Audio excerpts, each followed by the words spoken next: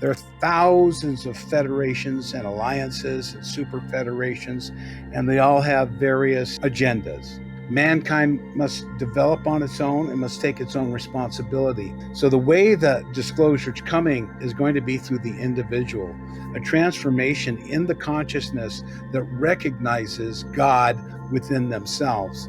When you realize we're all one, when you have that experience, you have compassion, you have forgiveness, you don't judge, you're not a bigot, you don't have hatred, you don't have greed, because there's no way that you should be scheming on someone when you see they're part of you. And everything in the universe is God. People go, where's God? There's nowhere that God is not. God is not a being. It's not someone to tell you. It's an omnipresent creative force.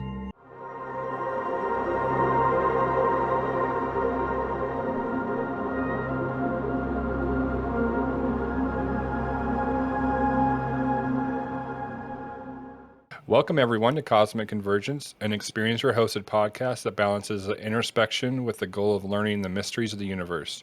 Join us as we dive into the fascinating realms of extraterrestrial intelligence, consciousness, and more. I am joined with my fellow co-hosts, John and Christian.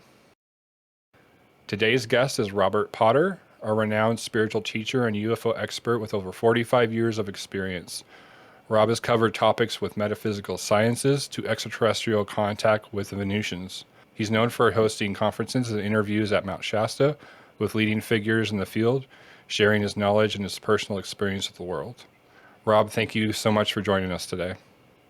It's my pleasure to be here. Thank you, Christian, Jonathan, and Daniel, for having me on your show. Thank you. Where would you like to begin?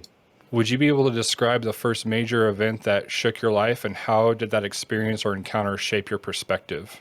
I think there was a series of encounters with Fred Bell in his house up there. I was quite young. I was 17. Now it's been 50 years of some experiences, face-to-face contacts. He was a scientist of a very high order, and he was also a master, which is an esoteric term for an awakened, enlightened being. There's actually lineages of enlightened people. There has been a battle on the earth going on behind the scenes for the souls of mankind, and it goes way back to the fall. We're not alone. We never have been alone, and we never will be alone. The multiverse is teeming with life. And what makes it so amazing is that it's infinite. There's multiple dimensions and frequencies. It's like tuning a radio station, and we're kind of down here on channel materialism. Easier for dimensional beings to come down than it is to go up. And many souls here, like you guys have told me some of your stories, you're probably definitely star seeds who came here, and you're not completely fully awakened, but you're going through a process of realization. And in the near future, as things progress here, people will be recovering their memories. We're moving forward into a golden age, and this signifies many things. And I have so much knowledge and experiences that I love to share. I can sometimes go a little too on or too fast, but if you'd like to keep me focused and have some questions, I would say, one of my first experiences that was really quite profound was, at his house. There's something in a master-teacher relationship called the Nada Shringa, or the Shabda, the sound current. It's not what the master is doing, but he is irradiating a frequency of a connection to his higher self. And you'll have voices going on in your head of truth. So it's not a verbal teaching like you're going to learn something and write it down. It's an intuition and a knowledge of the light. I started having experiences, like I'd have girlfriends lay with me. I'd tell them about UFOs. Fog would come in, and then there would be a light, and I go, oh, there's something. And she'd look, and the light would come in close, and it would go, there would be a telephone pole. It would go behind the telephone pole, and then it would pop up, and then it would go down, and you could see it was kind of behind the power line. So they were literally, from our point of view, aware of showing themselves. It would come up in the middle and go down, and whoa. So I had a lot of these type of experiences. I remember one time I was up at Fred's house, and I think this was in 82, and they did some what are called punch outs, where the ship came down. We'd had a long night. he would tell me I was a waiter and a massage therapist. I was a lifeguard, and I did a lot of things in the day. So he'd call me up at 11 o'clock. He said, Rob, the temple's humming. So that meant I would, take a shower after work. I'd get up to his house, and I'd come in. I'd like incense on all four levels, the bottom level, the middle level, and all four corners. And I'd sit down in the middle of these exotic pyramid systems. And I'd go through some, I'll call them esoteric breathing, Tibetan breathing exercises. And then I would be in meditation, and they would take me out of my body.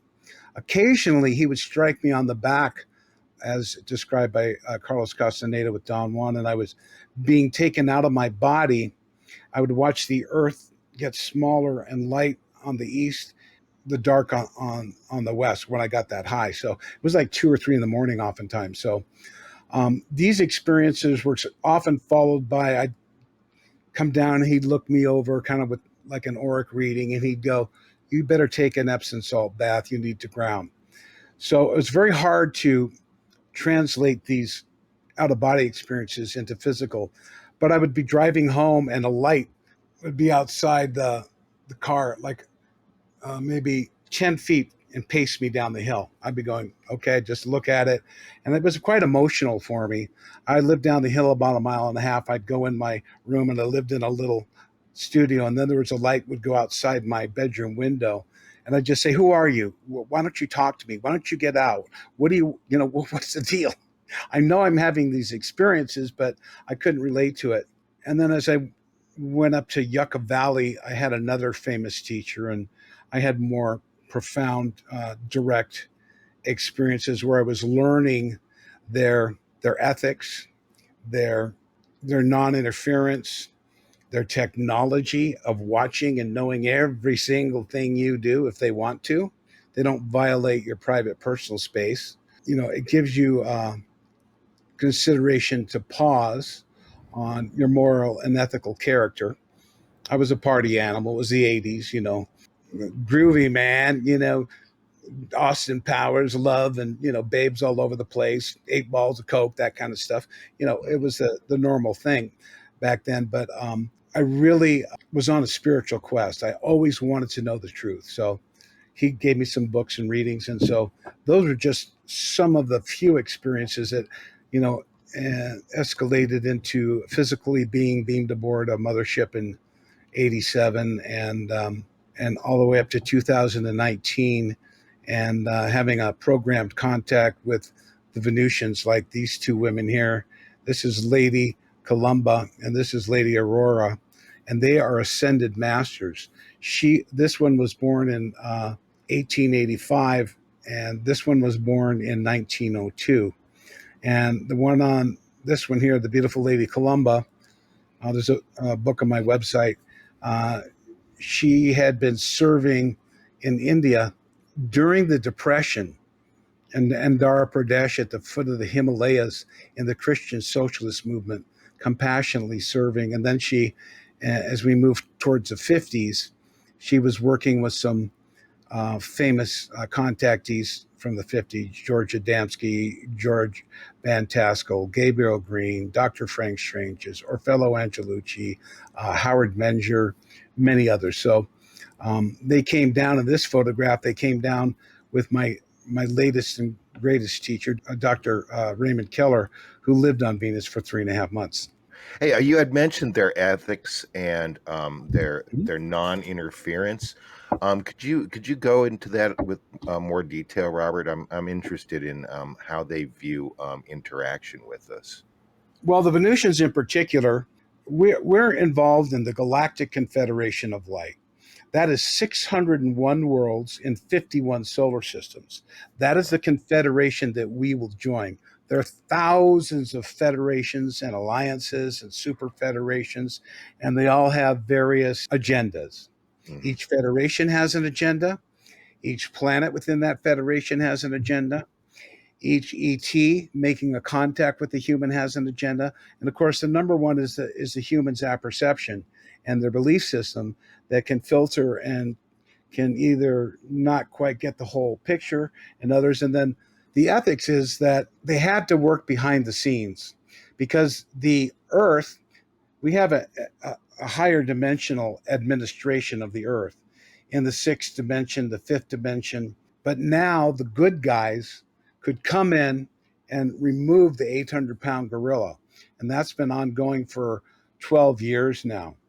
And you got to realize this took thousands and hundreds of thousands of years with these higher dimensional beings feeding technology and using high technology of stargates to manipulate and control and suppress the human, including shortening our lifespan. Everything they do is very calculated so that mankind has been completely dumbed down. They've erased our history and the contact, and mankind is basically has this great potential. The spirit of God is strong. Like Yoda would say, strong in this one. The entire Earth has a special DNA. We are going to ascend and pass those beings in the higher dimensions because the number of races that were contributing to the human DNA for a period of time, they saw what Enlil did with the human DNA, and it was very, very positive. So they would literally, they were masters in energetic from not only different stars and influences of cosmic energies, but from other galaxies. And they would go on the other side of the planet and they would be mirroring those frequencies and uplifting the human DNA. And this was a missing link for humanity. So, did God create mankind? Of course, He did. Did He? He also created evolution, so they're not mutually exclusive. Wow, that's a lot to absorb, but I know. so you Thousands know. of questions. Let them come. So I'm sure you've been keeping up with the disclosure movement and such like that, with like Lou Elizondo and such, and you hear Congress and a name that comes up frequently is Collins Elite, the Is who? Collins Elite, the Collins Elite, I don't know which is them. okay. All right, that was what the question. They're a group. Maybe you've heard of something like it, and you can comment on it. A There's a human, group. a human group.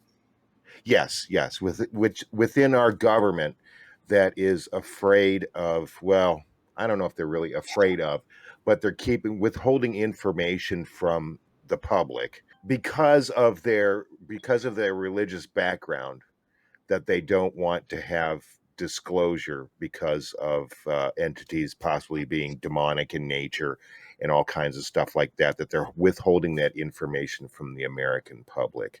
They've controlled everything.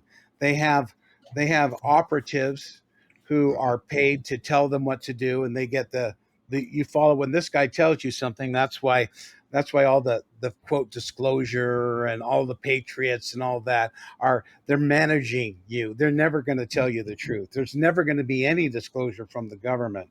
In fact, the government is broke, and I can tell you there's a lot of things that have come down, and it's going to have to be a shock and awe of disclosure.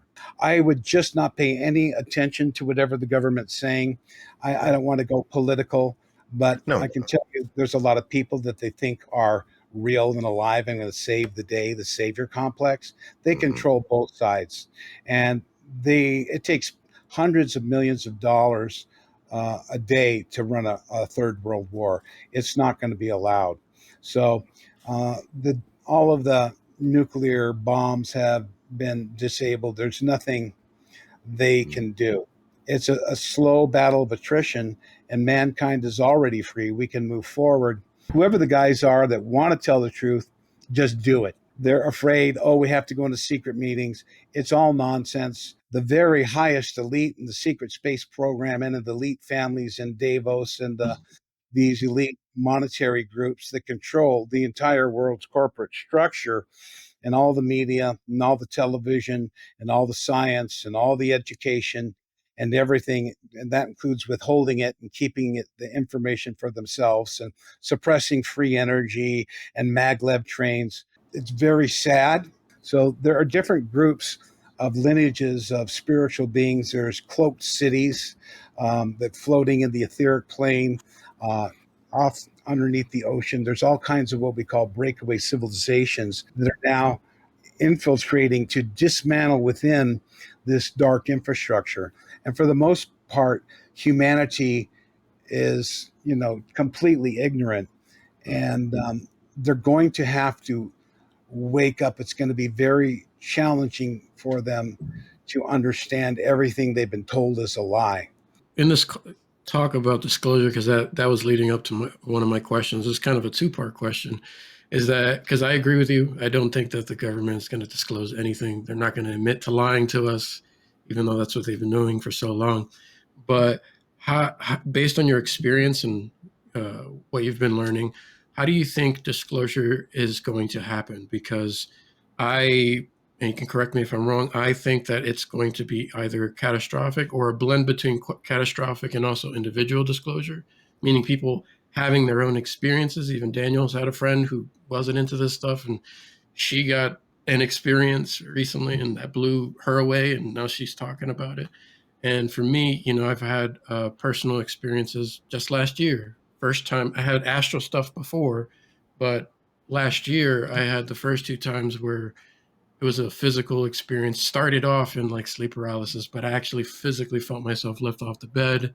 And at first there was fear, but I was just like, there's nothing to be afraid of. And then that's when the loving emotions came and that kind of stuff. And I think that that's going to start happening to more individuals, or maybe it's a selective process. I'm not really sure. But how do you think it's going to happen for? Well, it is happening. It's been ongoing since time Right. immemorial. There's been a divine plan, and on the earth plane, things go slowly. The reason it has to go slow, Valiant Thor came and landed in Alexandria, Virginia, in a park.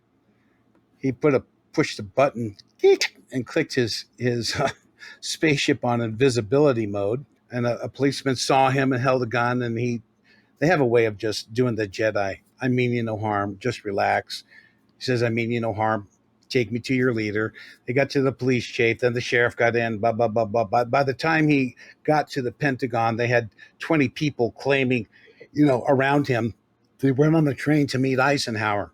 And he reached out to shake his hand. They go, whoa, don't do that. Ike liked him. And he gave Ike a book. It was a book of crystal pages. And only Ike could understand it. And because he was a leader of the free world, right? The most powerful man on the planet, the head of the Allies. And no, he wasn't. It was all controlled by the elite families who were already making deals with the Greys and the reptilians.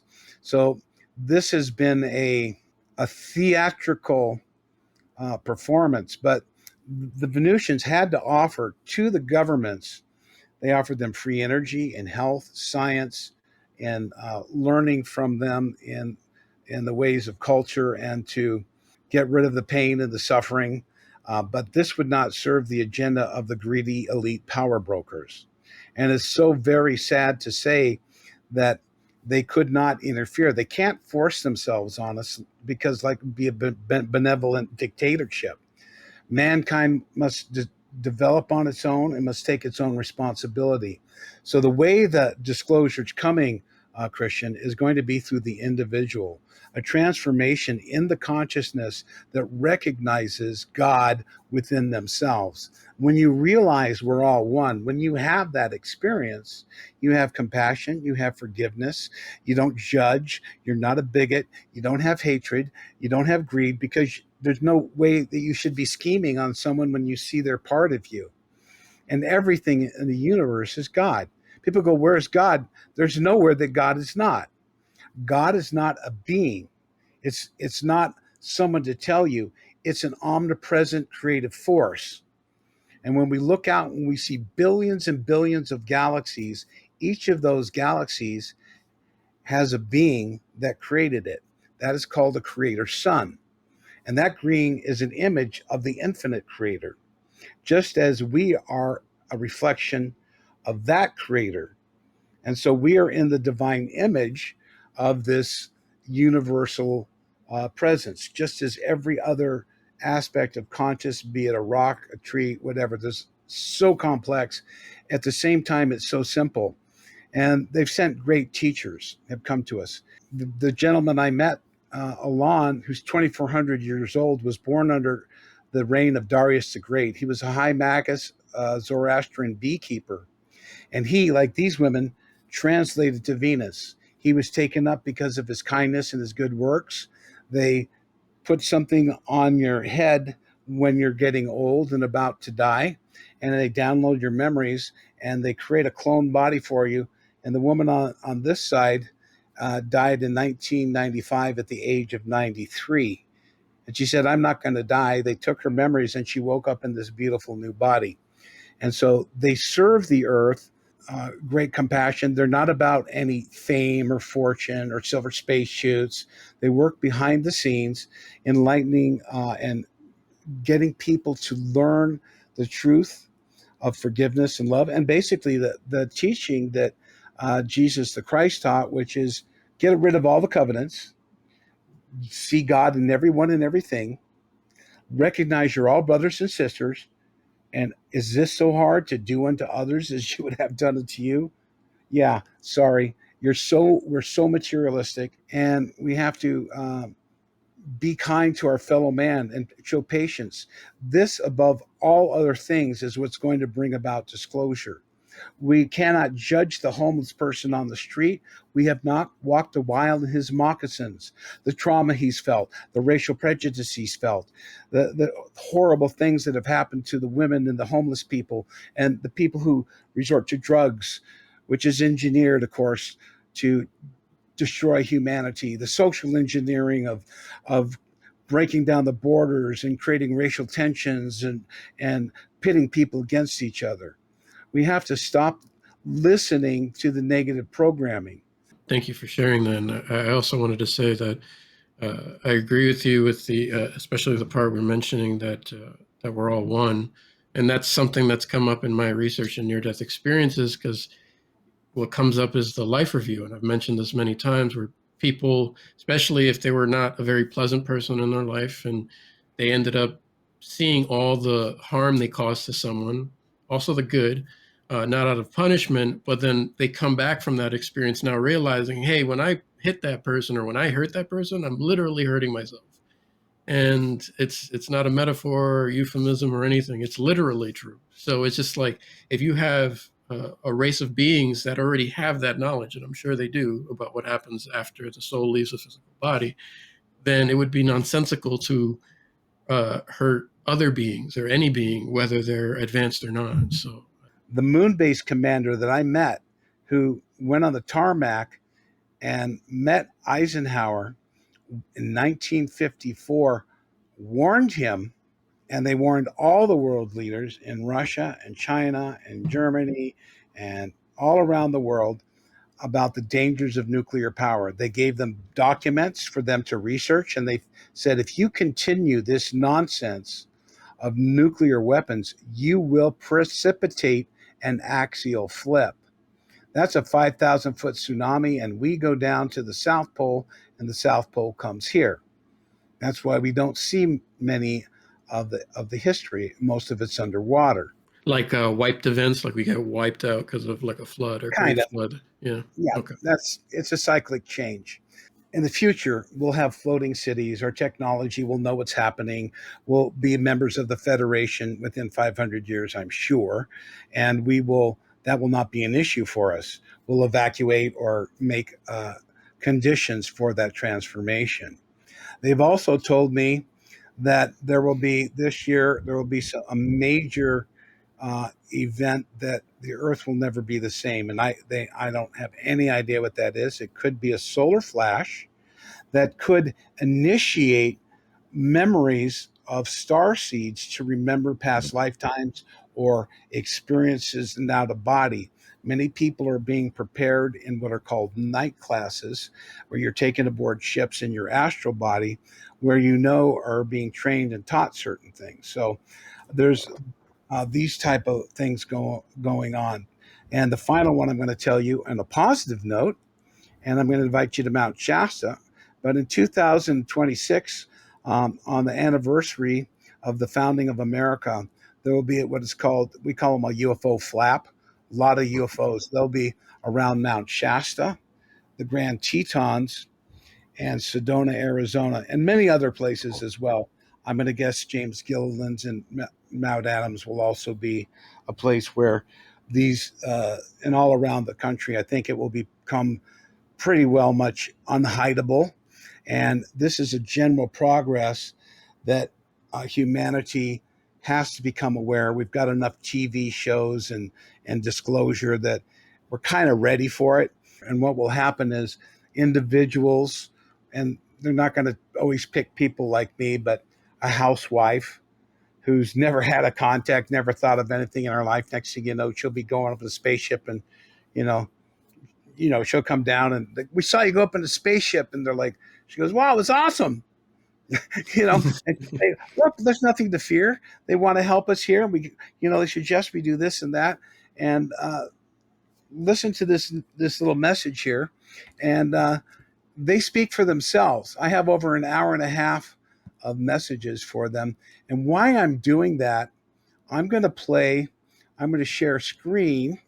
It's a little bit long message, but they give me messages, and I'm going to give you a quick history of the woman who's the Queen of Venus. She was born in 1585 in the Basque region of France and was given to a nunnery by her parents at the age of 5. At the age of 15, she had been tired of being treated as a slave and a seamstress for the habits of the monks and the nuns. She stole a candlestick, dressed herself as a boy, cut her hair, and headed to Barcelona. So on the first night, an angel appears to her, in big theatrical, like floating angel type thing. Her name was Katerina. Katerina, you are beloved of God. The authorities are after you. He says, I know you want to visit your brother who is in Peru. He was a conquistador. And you want to go to Barcelona. Continue to Barcelona, but go the long way around, the southern route, and only travel at night. And when you get there, confess my visitation to Monsignor Poopy Butt, or whatever his name was. So she gets there and does it. He believes her story. He says, continue to dress as a boy. I'm leaving from Barcelona in 2.5 years. You're going to train and be part of my personal security force. Continue to dress as a boy. She learned the mace, the lance, the broadsword, and the lance. She gets to Peru, and some guy finds out that she is a girl and tries to rape her. Boom, she just killed him right away. Women, you have a right to defend yourself. Man, you have a right to defend yourself when your life is threatened or in the protection of an innocent. So those are galactic natural laws. There's no karma in that. So she did that. She, of course, ran to the Pope on the church. Why? Remember Highlander and Hunchback of Notre Dame? Sanctuary. The military couldn't get her because the church is holy ground. So she was protected. And they're coming into the church, and the Monsignor goes, how dare you? This is holy ground. She was raped. No, he says, I want that girl. And the Monsignor says, I'm writing a letter to the Pope. And the military general goes, I'm writing a letter to the Pope. And then everything's diffused. Write a letter, 4 months to get there, the next boat back, maybe another 2 or 3 months, 4 months back. It's like a year. She's sitting in there in the church with Monsignor. Then the Pope says, don't touch a hair on her head. You bring that woman to me. In fact, kick out your first mate. I want her in a cabin. No one should touch her. If any harm befalls her, it'll be your head. So she gets there. He hears her confession. He believes her and gives her a papal seal that she is to start the first military police made up of men and women to protect the natives from the unruly activities of the conquistadors. So fast forward 20 years, she finds out she's not aging, so she disappears. So she has a special role in this story. And when my friend went up to Venus, and I'll play it, I think it's about 10 minutes, and I'll be playing some pictures of Venusians, but they lend their support in that way. And so I'm going to play you now. And you're going to see a little bit of Lady Venus. And then my friend Raymond Keller, who's written these amazing books, I'll show you pictures of Valiant Thor. Dear friends of Venus and light workers assembled at Mount Shasta in Northern California, this 22nd day of June 23rd for the opening ceremonies of the 23 Summer Conference, The New Spiritual Paradigm, Angels and Extraterrestrials in the Multidimensional Universe. This is the Queen, Lady Order of Abahar, the planet of abiding love that you know as Venus, is speaking to you from a safe house situated somewhere on the east coast of the United States. I consider it a great honor for me to address you today. In the coming days, you will interact with many ascended souls touching your spirit to activate both a personal and collective transformation of consciousness, advancing you to yet higher levels of awakening and understanding. We have taken good note that many of you have already expressed your appreciation to Commander Valiant Thor, Alan, Lady Columba, Lady Aurora, Commander Aura Reigns, Dr. Frank E. Stranges, our historian Publius Virgilius Morrow, our ambassador Omnek Onek, Helen and Betty Mitchell, Sister Thedra, Lady Ankara, and many others so dear to my heart, those of our angelic forces of light, for granting you access to night classes aboard our Victor class cloaked and ethereal star vessels in orbit above our planet. We are also pleased that so many of among you have already recognized your callings and missions in preparing your fellow beings of Earth for overcoming the obstacles that are surely headed to your planet in the difficult days ahead, long foretold by the avatars and prophets sent among you since the beginning of recorded history. You, dear brothers and sisters in the light, are the fulfillment of the prophecy written by the Apostle Luke to the General Assembly of the Church of the Firstborn in Acts 2:16, which reads as follows: "And it shall come to pass in the last days, said God, I will pour out of my spirit upon all flesh, and your sons and your daughters shall prophesy, and your young men shall see visions, and your old men shall dream dreams." Now, I feel at this point that I should say something to you about angels, since that's the theme of this most special conference. Your understanding of just who and what angels are is limited by the religious constructs imposed on you since birth.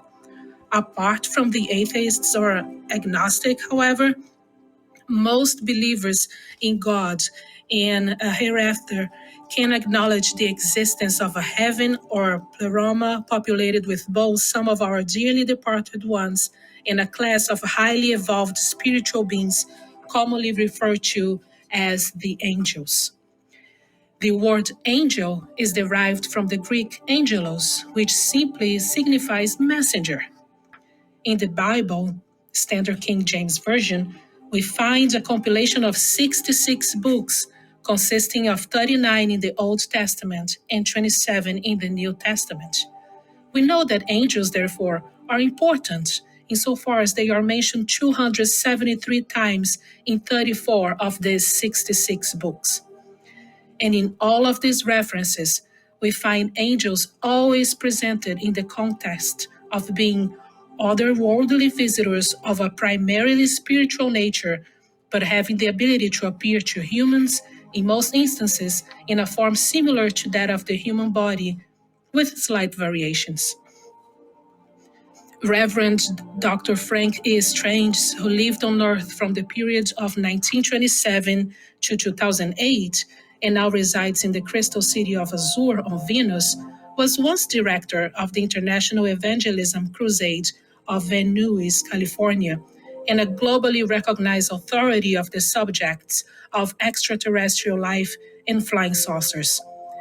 He now wants you to know that there are at least 4 classes of angels serving the inhabitants of the earth for various reasons: messenger angels, ministering angels, guardian angels, and reaper angels.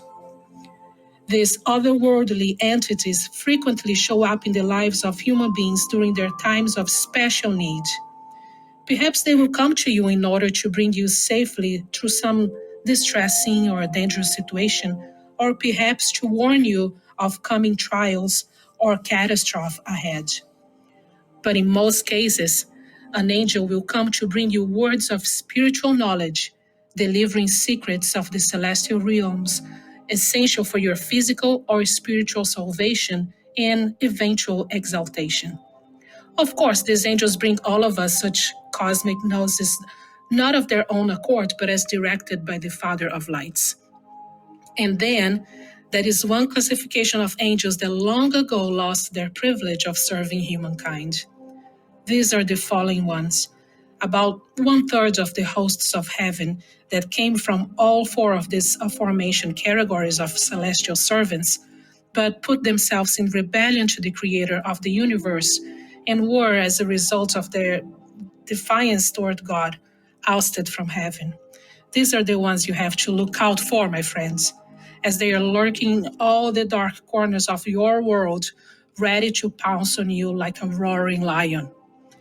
In a previous message imparted to you by our beautiful Clarion Moon-based commander, Aura Reigns, she told you of the COVID pandemic, that it was but a foreshadowing of the pale horse prophecy in the Apostle John's revelation given from the Isle of Patmos in the year 99 of your common era. This was a direct sign that we are approaching the predicted 7-year period of tribulation, granting assurance to you, the saints of God in these later days, that the reaping angels are standing by to whisk you away to super Earth's paradise worlds now being prepared for you in the Sirius star system, a celestial incubator.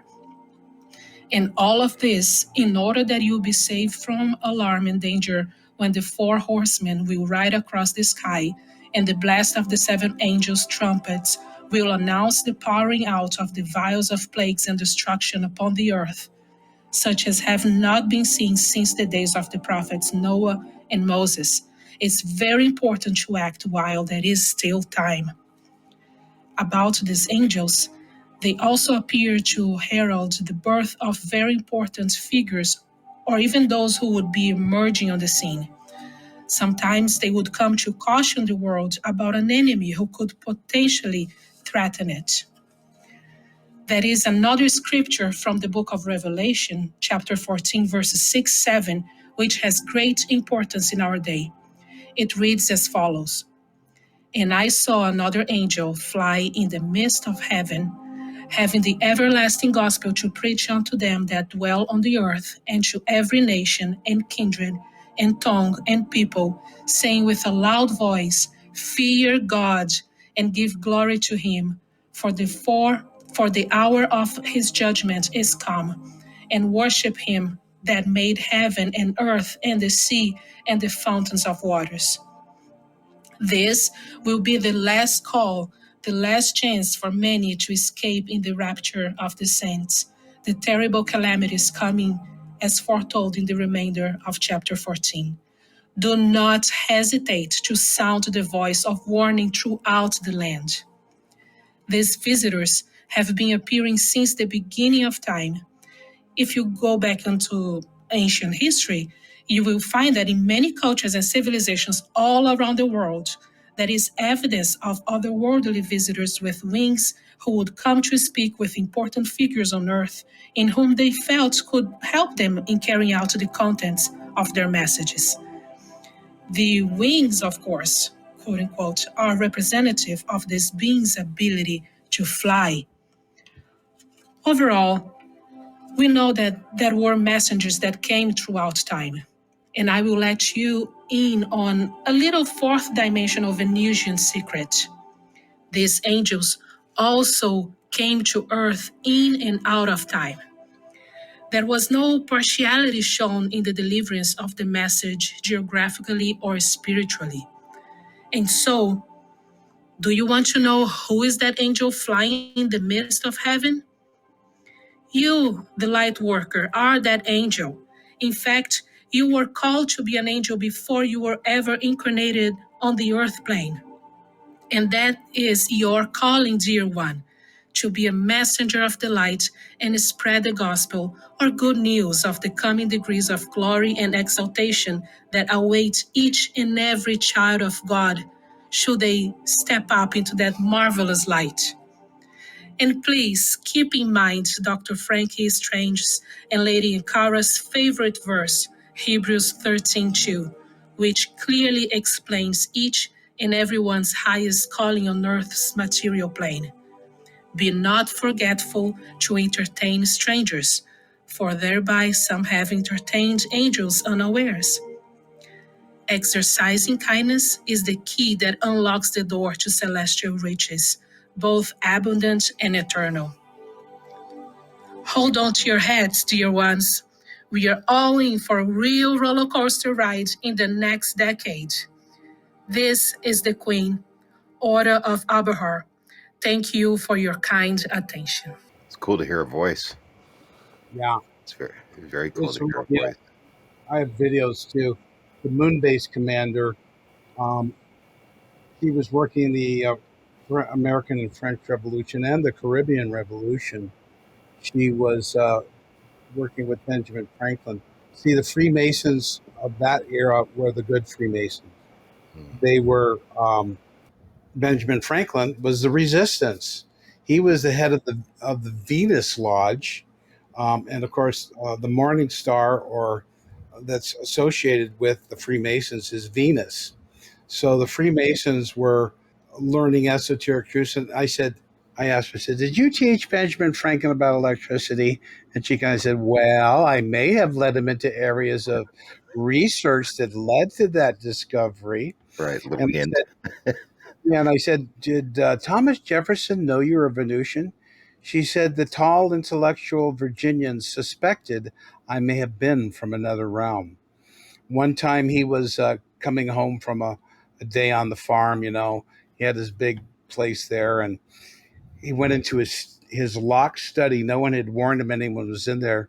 And there was a moon base commander sitting on a couch with some papers and her little red beret. So they worked behind the scenes. She worked with Jean Sylvian Bailey he was a famous astronomer. She was his secretary in France at the time. And so they do work behind the scenes, orchestrating other things. She was also, some people might get triggered by this, but don't worry, it's all okay. She was the muse of Che Guevara, known as Tanya, who Patty Hearst was named after. And Wow. she looks a little different. But see, in those, they were destroying the peasants.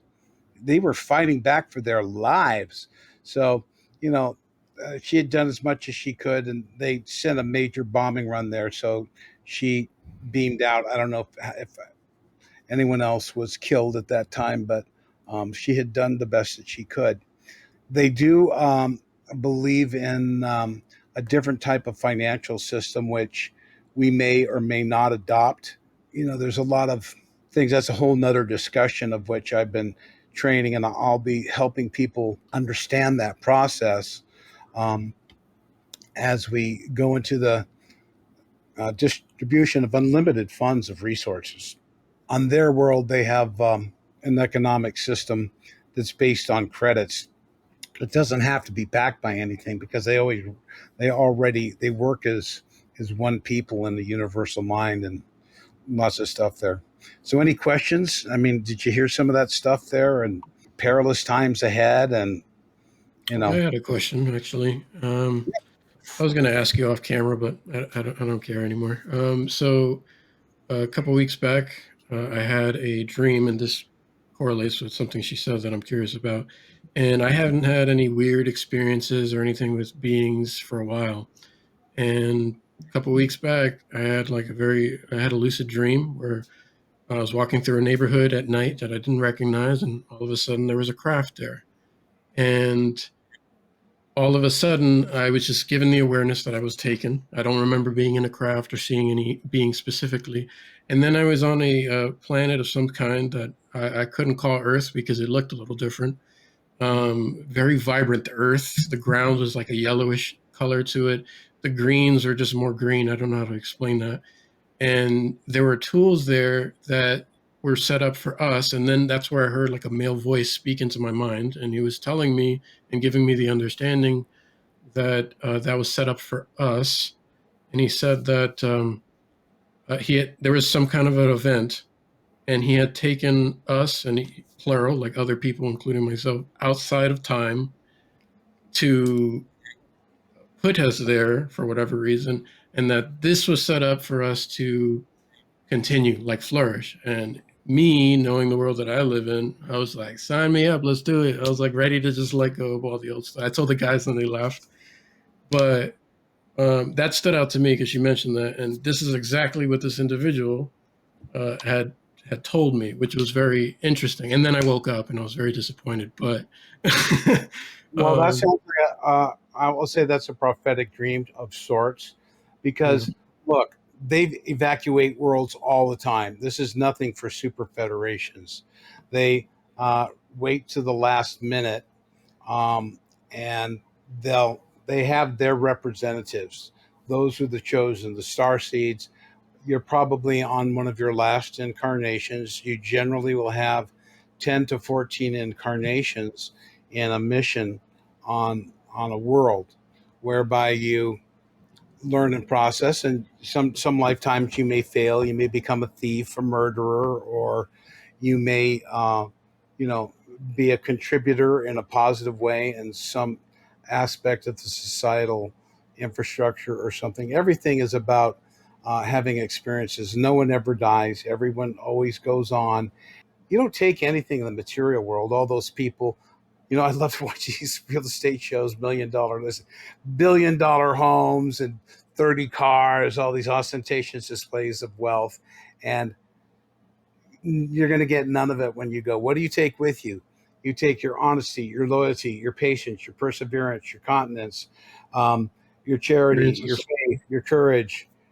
These are the virtues of your life, that if you make the right decisions that reflect your awareness of the power of love, of hope, and empathy and kindness towards others, um, you will graduate and your next cycle. So here's what they've told me. I said, so they don't. The word rapture is never mentioned in the Bible, but one will be taken and one will be left.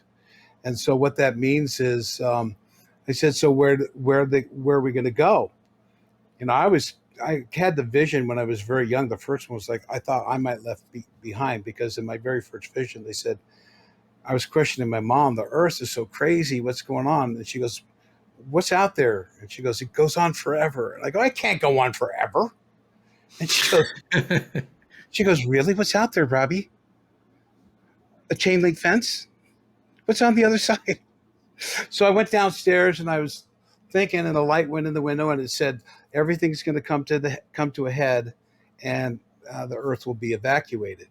So what I've come to understand now is that this is not only the end of a cycle or an age, it's the end of a civilization. It's an end of an entire cycle of being and challenges that mankind has been hoodwinked into being oppressed, and now we're going to wipe the slate clean. So he said they'll be evacuated to space platforms, which could be motherships or different things, to asteroids, to moons, to artificial moons, and to planets. And she specifically said there, I know there's a planet called Bellaton. It's a super Earth, 6 times the size of the Earth, and it's orbiting a Sirius B, and they've been there for quite some time. The native population there is a mantis being. And so the mantis beings are beings, they control the portals and the hyperspace jumps for spaceships and stuff. They have allowed the Venusians to, along probably with other members of the Federation, including those on Sirius C and other planets, the Dogon and all these different moons. We have 480 moons in our solar system, and 80 around Jupiter alone, and a lot of them are inhabited with various beings. And so I know that they're going to. The image I got was that we would go up there, our memories would be restored, We would probably have our version of a new body. The body is just a meat suit, and it's all chemistry, and they can heal. Dr. Frank Strange has had 5 attempts on his life, and Valiant Thor would come over him and in the hospital and say, "The doctor, you can go now." And he put his hand on him, and he'd get up from an accident where he was paralyzed and couldn't walk in 5 minutes. So the power of prayer and things like that is strong. And it's kind of interesting because you think, well, why don't they help us now? Can't we do a little bit? But Free will. yeah, we have to experience the consequences of our actions and all of that. But so they're going to be taken there, and we will come back into the future as the Earth goes through these changes. Some people will be young and hearty, and they will survive the cataclysm. It's not going to be an axial flip, so it won't be a complete destruction. They will not allow nuclear missiles or weapons. But this woman with the blonde hair over here, she went to a parallel Earth. When they took her up, it was a great story. They took her up, and she lived on the moon for 4 years, and they had been looking into the future. We have an oversoul, and we have eight yous and 8 me's on 8 Earths. So these are parallel timelines, and they were looking in the Earth number 4, and that Earth looked like it was going to be subject to problems. So they sent people in the future repeatedly. They finally went in the future, put boots on the ground, assessed the situation, did the mind reading, kept looking, and it looked like it was inevitable that they would the fear, the bigotry, the hatred, and the triggering, they would destroy the Earth. Had council meetings about it, and the blonde woman was present, and she recorded it. She's an artist. It's in a book called Lady Columba, Venus Revelations on my website. My friend Raymond's written 12 books. He's an amazing gentleman. And so he got to live on Venus for 2.5 months. So this is the book, The History of Venus. This is Lady Columba, Venus Revelations. It's on Amazon, and you can actually, if you'd like to read, I wrote the introduction to that and the Gospel of Thomas. So if you wanted to go to Victory, I could go to Jesus the Christ, and I could go to the Gospel of Thomas. You could see I wrote a 19-page introduction about the technology. And of course, Mary Magdalene was his wife. She had 2 children at the time of crucifixion. Then she had 3 when she was born. Even Joseph of Arimathea took her there. There's that story. And then this is the picture. So I think this is a picture. It's a cool picture. And she drew this picture while on the moon.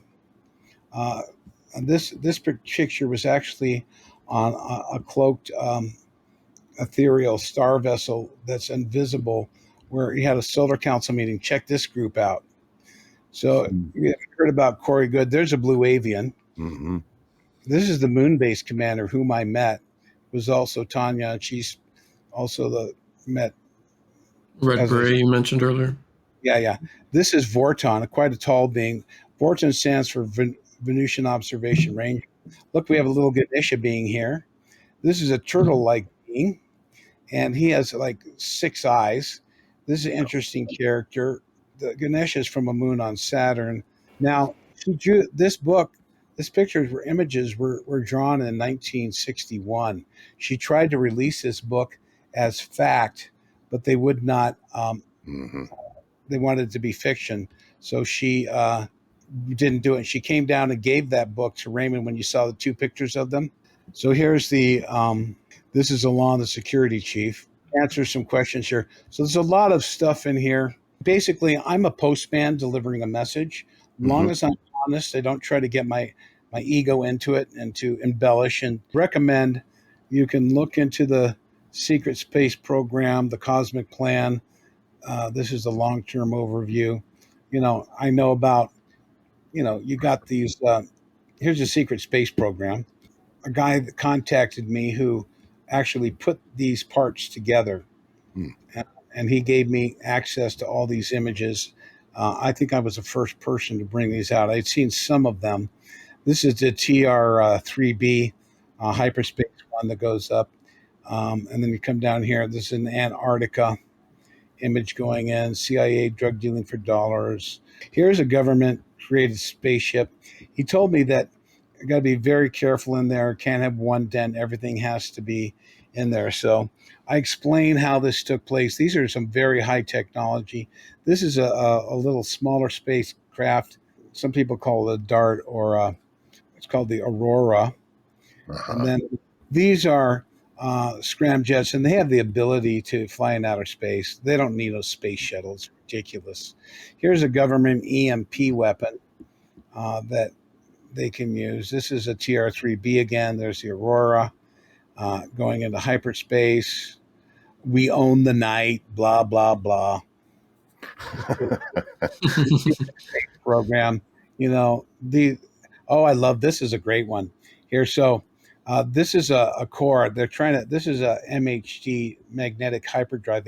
We're having problems with it, but they had to eject the core.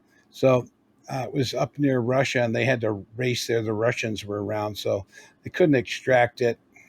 I think they floated it, but they blew everything else up. Mm-hmm. And so here's one that happened in Antarctica. I love this. So, and all these guys, they have to keep their top secret stuff. So there's a little of the guys, and they have to tamp down the ground for a helicopter landing pad. So when they go to get these things, it's very serious business. There's the underwater one again. So this is where the ship crashed. These are the tech boys who were taking a picture of the core. And I love this stuff. This is the real deal. There it is. It's way down there. They can't get anything. Here's the outer core, and they're kind of hanging around. And when they go there, they're going full steam ahead. Everyone get there. We better not get there. We don't want the Russians to get there. So look at this. You can imagine the guys go, oh, goody, we get to blow things up. Uh-huh. So they just fucking put a huge, that looks like a serious amount of stuff to blow up that little engine. They don't want anyone else getting it. This is another device that had crashed.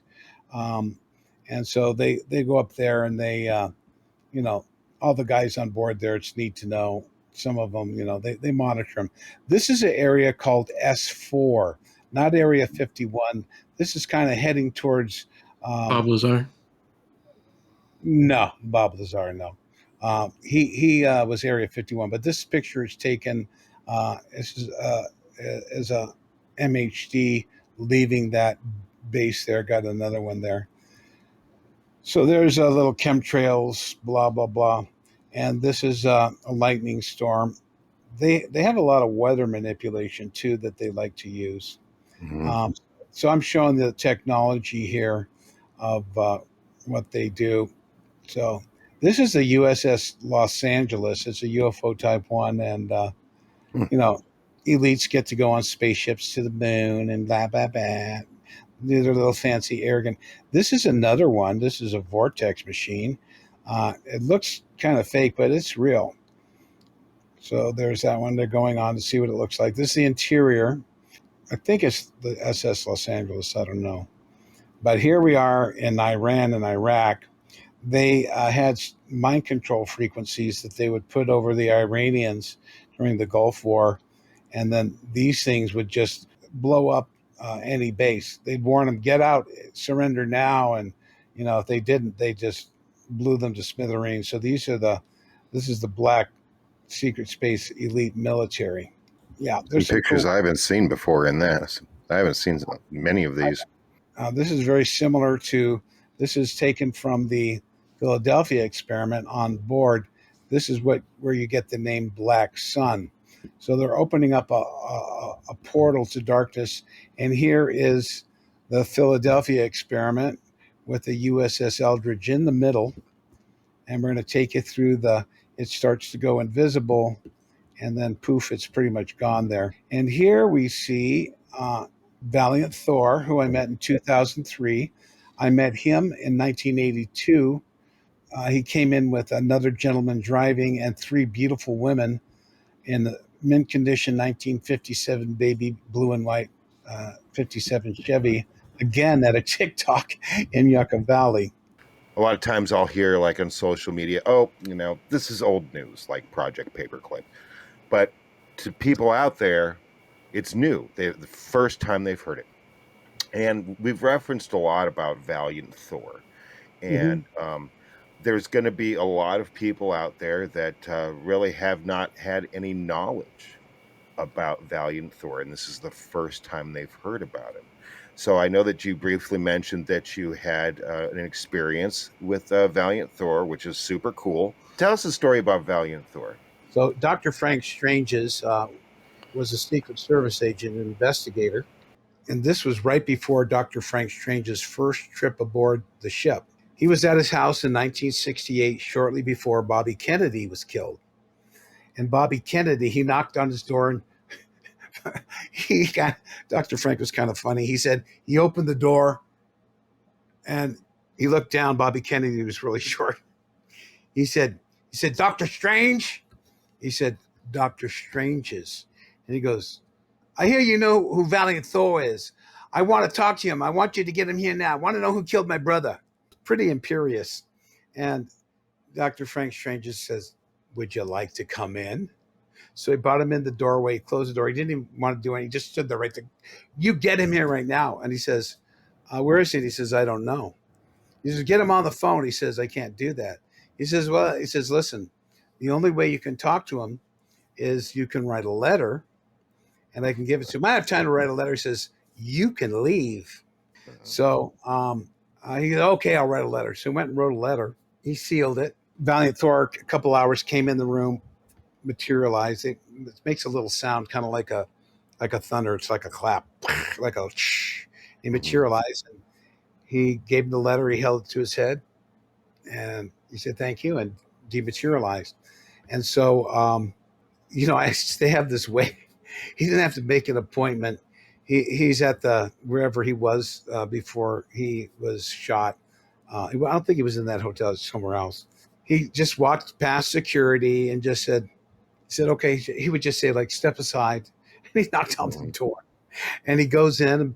And, Bobby Kennedy was kind of surprised, like, looking. The guys didn't even look at him or acknowledge that the door was open. He probably figured something else there. So he went over, turned on the TV. He went over and closed the curtains. I turned on the TV, and then he took him into the bathroom. He bought a radio in the bathroom, turned on the shower and the sink, and turned on the faucet. And he said, who killed my brother? And he told him, it was orchestrated by Lyndon Baines Johnson. And of course, George Bush Sr. was heavily involved. You ever seen that picture of him leaning against a book depository? Oh, yes. Yeah. So he was right there. And the shots came from behind the fence where the officer was there to tell people to go away after they saw the puff of smoke. And possibly inside a gutter there, but the umbrella was the timing. The opening umbrella was the timing. And the shot from behind wasn't done by Oswald. He left. So Jackie, when they got Macaulay, he hit his shoulder.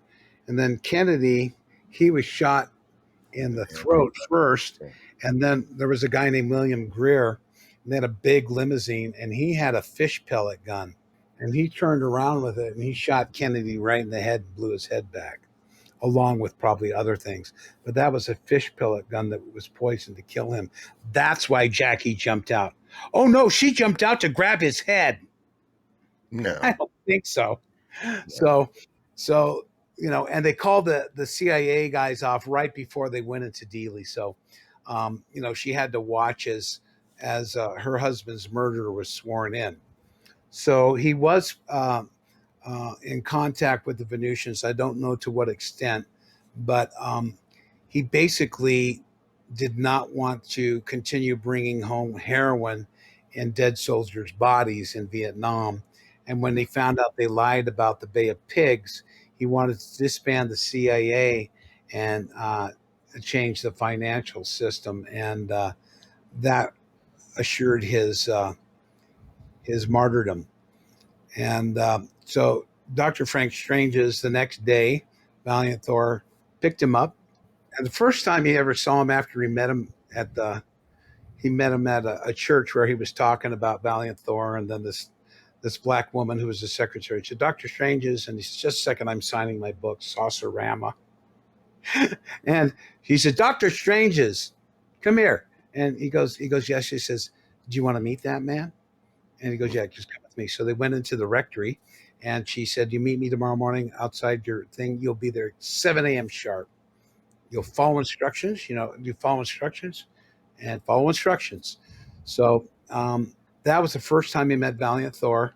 He was taken, she picked him up. They went to the Pentagon, long line of people showing their badges. And he's going, I don't have, she goes, shut up, stop making a scene, and just do as I do. And she opened her thing, and he opened his coat. He got through 4 levels of security. She dropped him off at her door. He knocked on the door. Valiant Thor came and answered it. And there were 2 guys at desks facing each other, and they acted like they weren't even aware he was in the room. And Valiant Thor shook his hand like when I met the moon base commander. Their hands like baby skin, soft, and no fingerprints. So Interesting. I checked no fingerprints. They're not marked. Valiant Thor talked to him about, because he said, you, Jesus Christ, yes, of course. Jesus Christ I come from the planet you call the Morning Star. And, so Dr. Frank was, from his viewpoint, okay, if you know Jesus, then I'm going to listen, right? So that began his association. The next time he saw Valiant Thor, he materialized in the back of his car, and he said Frank had jumped, he slammed on the brakes, and he just almost had a heart attack, and he pulled over the side of the road. He goes, will you just give me a call or something next time? My God. So the next time is now in 1968.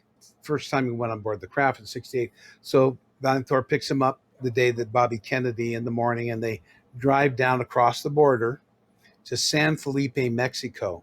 I'm from Laguna Beach, and we used to do off-roading motorcycles. We'd go down there when I was 13 through 15, and we'd get off at San Felipe. We'd get off the motorcycles, and we'd head down while the trucks would go slowly down over these roads. And that's where the Sea of Cortez butts up against, the very tip of Mexico there. And so they got on a boat, and they went out there, and he describes this as always amazing to him, no matter how many times he sees it. They went on a boat around a point, and all of a sudden a little portal opened up inside a ship. And this is the Victor class ship that is it's 100 yards. It's 100 yards wide. Wow. So football field, yeah, it's like a football field wide, and it has 3 levels and all. So you see, that's the Victor 1 class, and so that has a bunch of crew quarters, and it's kind of cool. Anyway, cool. So he gets in there. The first thing they do is they give you a little decontamination ray. You go in, it's like a heat lamp, and they scan you for any implants or anything and remove that. And he went up on board. He was given a white suit, as all guests are given. And he was taken up into Valiant Thor's headquarters, where the vice commander, Teal, it's a matriarchal society. She's a beautiful red hair, green eyes, and she has a beautiful voice. They always do some prayers when they land on the earth. So they're all in there, the major crew people, and others were probably in their rooms watching this assassination, which they knew was going to happen. And what he told Bobby Kennedy was, he told him he killed his brother, and he said, what about me running? He said there are forces aligned against you. Your life is in danger, but if you run in 4 years, you would become successful. He didn't want to believe it, and he went forward, and of course he was killed. He was not killed by Sirhan Bizarra Sirhan. He was killed by a private security guy, a deep state assassin who shot him from behind, who was a private security with a bullet to the head. He gets down there, and they're watching him go through the thing, and the vice commander oh my God, God help him. And she turned aside. So they watched that assassination. Wow. So that began Dr. Frank Strange's meeting. They have meetings twice a year where they take Earth people on board that are nominated for the position, and some go on regularly. Dr. Frank was pretty much every year. He went on twice a year. He would stay for 36 hours, if not longer, on board the ship. He would give us meetings. I have a whole bunch of his written meetings and a lot of other great stories with Valiant Thor. And so Valiant Thor has protected him through quite a few assassination attempts in his life. When I met him, it was in Utah in 2003 at a rainbow gathering. So here's Valiant Thor. And I looked at him and I thought to myself, that looks like Valiant Thor. And I looked at his belly button, and he's a created being. He Right. doesn't have No a belly. belly. So Right. I looked down there, and it was like fuzzy, and all of a sudden I forgot that I thought I was with Valiant Thor. It was like a suppressed block. It was kind of weird. So, but I got to meet him briefly. And then in 2007, at the last Inner Circle meeting prior to his death, he was in the hospital, and I called up. I was by his bedside. He said, Valiant Thor and Doc were just here. So, and I said, are they going to help you? He shook his head, no. He goes, I'm waiting for the good news. I said, does that mean you're in? He goes, yeah. So they were going to translate him. They took his memories and they were going to resurrect him. I didn't get to talk to him. It was just like I said hello and had a few words. There was a girl. I do massage. So I did a massage on the girl, and that was it. And then his wife, the blonde girl in that picture, Valiant Thor, the beautiful Dawn Thor, and the beautiful blonde woman. She came to Dr. Frank Strange's Inner Circle meeting. The last one, she was at the back of the room, and I'm looking at her going, oh my God, that's her. She just started smiling, and she was sitting next to a lady, and my girlfriend at the time was just like, stop looking at her. And I was kind of like this. And she gets up, and it's lunchtime, and they're having a sandwich. So I pop up, and I know I'm not going to go. They kind of blocked me, and I'm not going to go, there's Jill, everyone, look. Right. This is for me. And so there may have been other people who had been on board who knew she was there, but that's how they roll. So I walked up to her, and I said, because a famous picture it was done in High Bridge, New Jersey, 2 weeks before my birth in 1957. And I said, have you ever seen a UFO? Thinking, want to see what she's going to say. And she said, UFO? No. I thought, oh, no.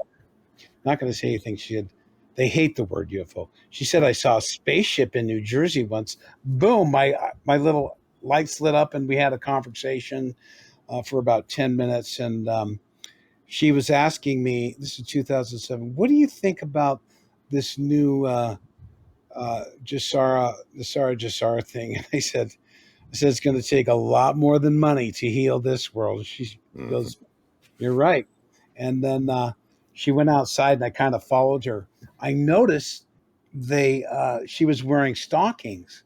And I'm thinking, why would Venusians wear down stockings? And then I could see under her dress, she had a little Christian cross here. Under her dress was this kind of like, it was a spacesuit. It was kind of like a not super obvious rainbow color, but it was a fine mesh. It was like a security thing for her.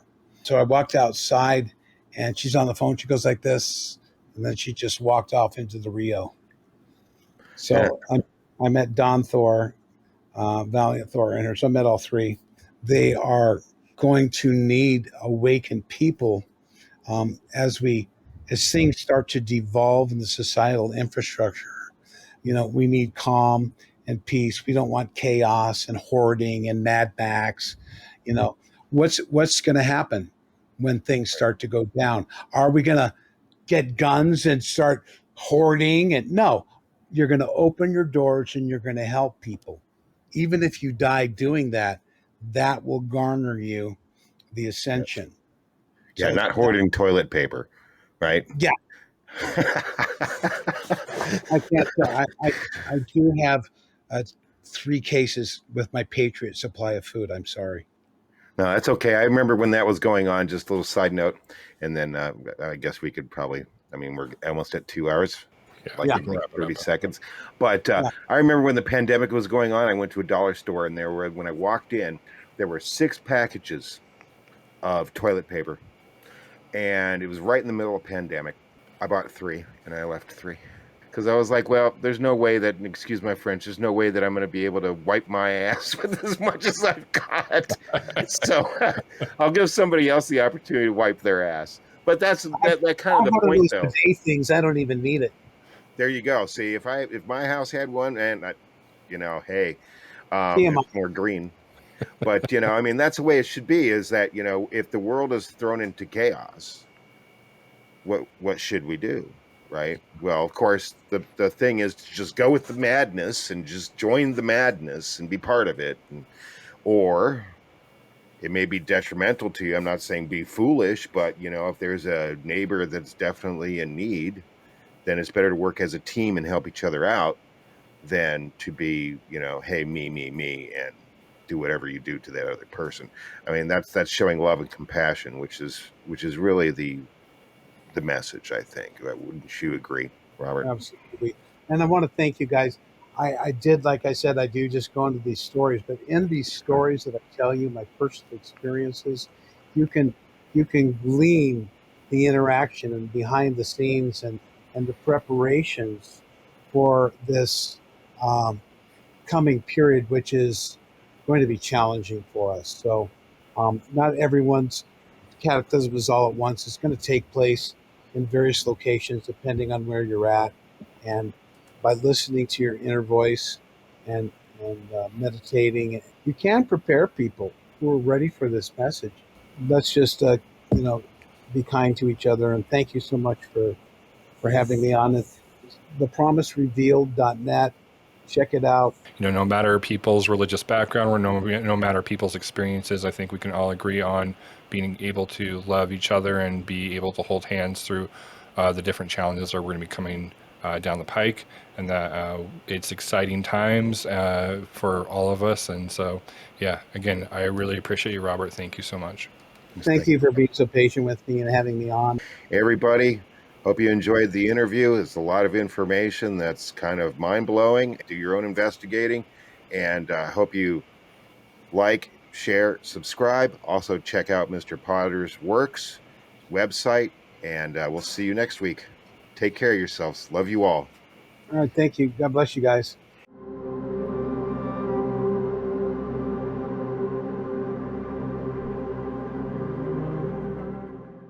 Bad monkey.